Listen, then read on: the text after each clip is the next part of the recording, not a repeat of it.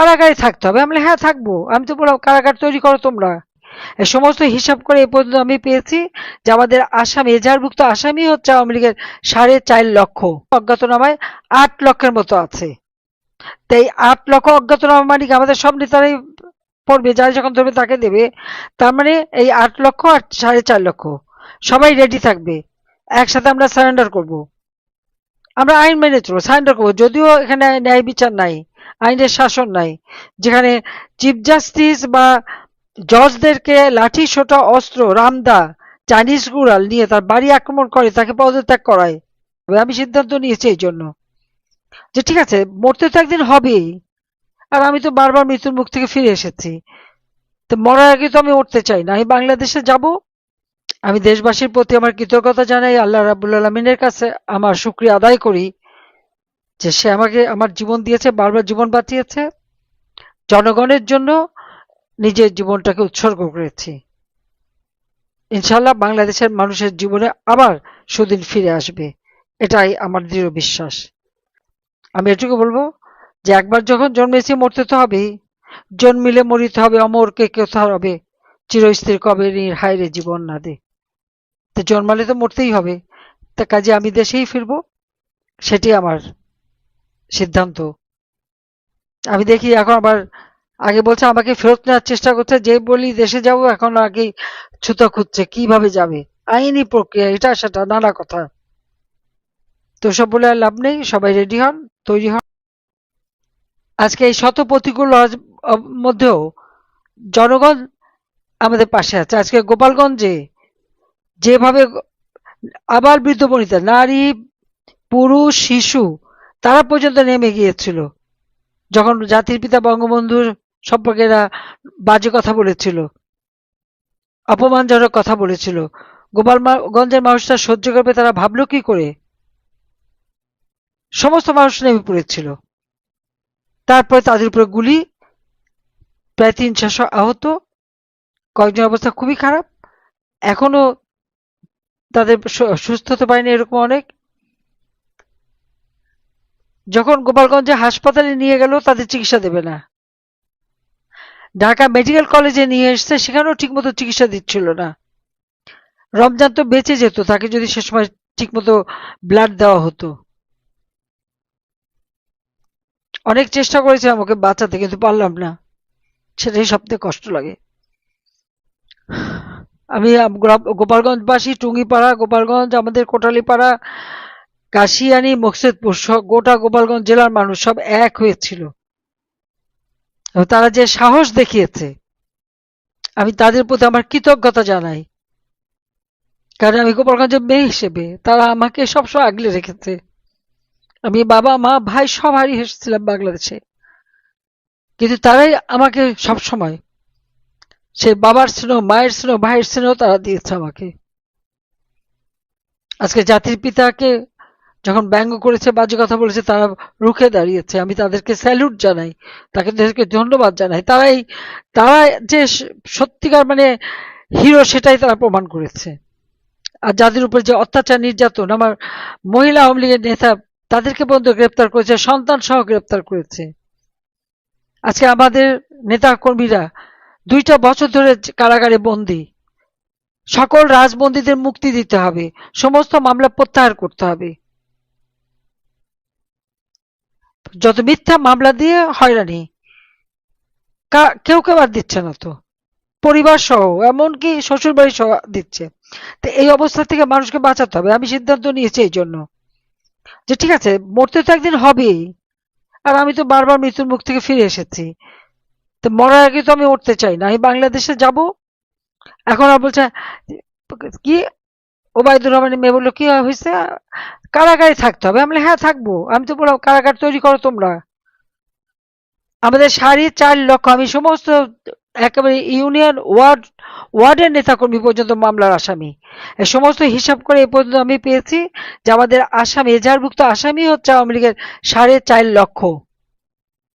আর অজ্ঞাতনামা যে সংখ্যাগুলি দিয়েছে, যতগুলি মামলা পেয়েছি সেটা হিসাব করে দেখা গেল অজ্ঞাতনামায় 8 লক্ষের মতো আছে। তো এই 8 লক্ষ অজ্ঞাতনামা মানে কি আমাদের সব নেতারাই পড়বে, যারা যখন ধরবে তাকে দেবে। তার মানে এই 8 লক্ষ আর 4.5 লক্ষ সবাই রেডি থাকবে, একসাথে আমরা সারেন্ডার করব। আমরা আইন মেনে চলবো, সারেন্ডার করবো, যদিও এখানে ন্যায় বিচার নাই, আইনের শাসন নাই, যেখানে চিফ জাস্টিস বা জজদেরকে লাঠি সোটা অস্ত্র রামদা চাইনিজ গুড়াল নিয়ে তার বাড়ি আক্রমণ করে, তাকে পদত্যাগ করায়, সেখানে আইনের শাসনটা থাকে কিভাবে? যে কোর্ট আমরা করেছি 73 সালে আইনে, আইসিটি কোর্ট বসছে 71-এর যুদ্ধ অপরাধী যারা, তাদের বিচার করার জন্য স্পষ্ট লেখা আছে। আর সেখানে ওই কোর্টে বিচার করতে হবে, কারণ আমরা যুদ্ধ অপরাধীদের বিচার করেছি। আমাদের মা বোনদের যারা তুলে নিয়ে পাকিস্তান হানাদার বাহিনীর কাছে দিয়েছে, 3 কোটি মানুষের ঘর বাড়ি জ্বালিয়ে পুড়ে ছারখার করে দিয়েছে, সমানে 30 লক্ষ মানুষকে হত্যা করেছে। আর এমনকি যে নিজে ছাত্র, তার শিক্ষক, ঢাকা বিশ্ববিদ্যালয়ের ছাত্র, সে তার শিক্ষককে তুলে নিয়ে যে হত্যা করেছে। যারা এইভাবে বুদ্ধিজীবী হত্যার সাথে জড়িত, নারীদের পুলিশের সেনা ক্যাম্পে তুলে দেওয়া, গণহত্যা চালানো, নারী নির্যাতন, গণহত্যা এবং অগ্নিসংযোগে যারা জড়িত, তাদের বিচার আমরা করেছি, কারণ তাদের পরিবার বিচার চায়। জাতির পিতার হত্যাকারীদের বিচার হবে না, ইন্ডেমনিটি দিয়েছিল, আবার এখনো ইন্ডেমনিটি দিয়েছে। ইন্ডেমনিটি দেওয়া মানে এক ধরনের দায় স্বীকার করা, এরাই যে অপরাধী এটাই স্পষ্ট। কাজে আমি সবাইকে বলবো, আওয়ামী লীগের যে তো নেতা কর্মী আমি জানি, চরম অত্যাচার নির্যাতন, অর্থনৈতিকভাবে তাদেরকে পঙ্গু করে দিয়েছে, এবং এক একজনের ব্যবসা প্রতিষ্ঠান থেকে শুরু করে অফিস আদালত যে ধ্বংস করেছে, তাদের সাথে ওখানে যারা কাজ করে খেত তাদেরও পেটে লাথি মেরেছে, তাদেরকেও শেষ করে দিয়েছে। আর সমানে পুলিশ থেকে সেনাবাহিনী, প্রশাসন, তাদের বিরুদ্ধে মিথ্যা মামলা, গ্রেপ্তার, নির্যাতন। পুলিশের উপরে হামলা করবে, পুলিশের কি করতে হবে সেটা তাদের আইনেই লেখা আছে, কারো হুকুম দেওয়ার প্রয়োজন হয় না। পুলিশ মেরে ঝুলিয়ে রাখবে, মেরে মেরে লাশ ফেলে দেবে। আমাদের প্রায় 10,000 নেতা কর্মীর খোঁজ নাই, আমি বাড়ি বাড়ি সমস্ত পরিবার খোঁজ নেওয়ার চেষ্টা করছি, জানি না।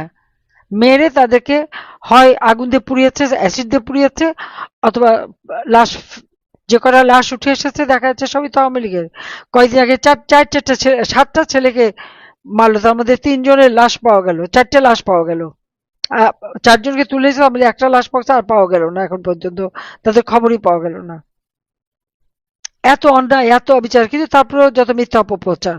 আর আমি জানি না, আন্তর্জাতিক থেকে শুরু করে সব, এদেরও যা ওই মিথ্যাটাই বিশ্বাস করে বসে থাকে, সত্যিটা চোখে দেখতে চায় না।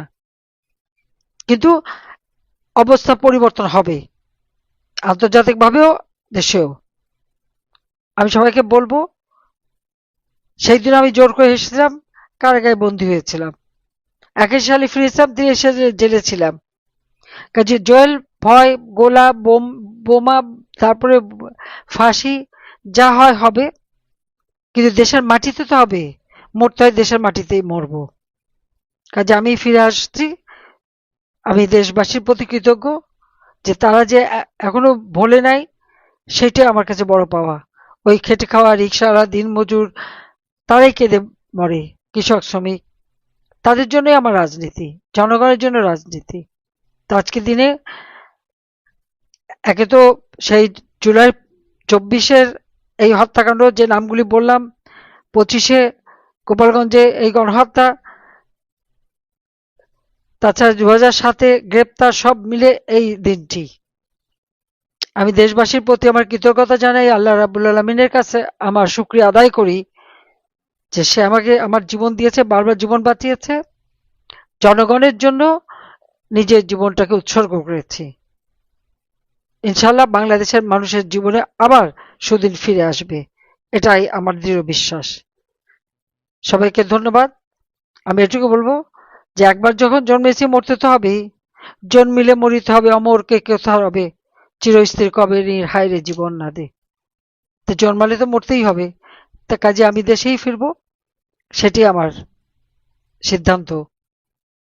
আমি দেখি এখন আবার আগে বলছে আমাকে ফেরত নেওয়ার চেষ্টা করছে, যে বলি দেশে যাব এখন আগে ছুতো খুঁজছে কিভাবে যাবে, আইনি প্রক্রিয়া এটা সেটা নানা কথা। তো সব বলে আর লাভ নেই, সবাই রেডি হন, তৈরি হন, জনগণের পাশে দাঁড়ান, মানুষের পাশে যান। আমরা জনগণের জন্য কি কি কাজ করছি সবাইকে ধৈর্য ধরার আহ্বান জানাচ্ছি। সবাই ভালো থাকেন, সুস্থ থাকেন। খোদা হাফেজ। জয় বাংলা, জয় বঙ্গবন্ধু।